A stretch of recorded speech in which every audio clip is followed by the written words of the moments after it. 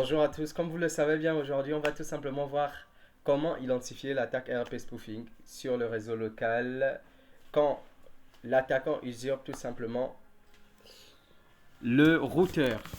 Ça va être simple et rapide, juste en quelques commandes Linux, en quelques commandes bash autant pour moi. Donc là, nous connaissons le principe, c'est que l'adresse IP en réseau local du routeur ne change pas. Qu'on éteigne le routeur ou la Wi-Fi, ça ne va jamais changer.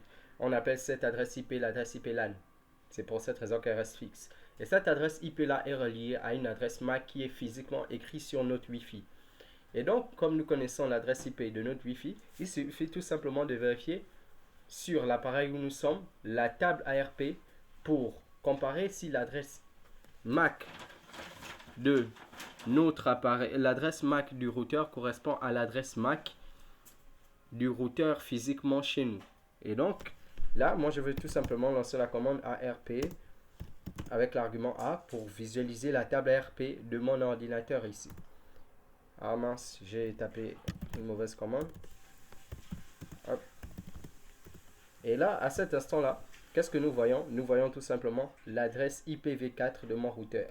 Et elle est reliée à l'adresse MAC de mon routeur. Cette adresse correspond de manière ferme à l'adresse MAC qui est sur mon routeur. Donc par conséquent, mon réseau ne subit pas une attaque ARP spoofing en usurpant l'identité du routeur.